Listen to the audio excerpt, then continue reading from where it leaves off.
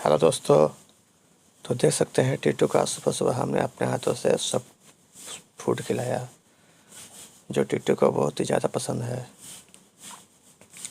और टीटू भी बहुत ही चाव से खाता है। टीटू सब फूड खा लो टीटू।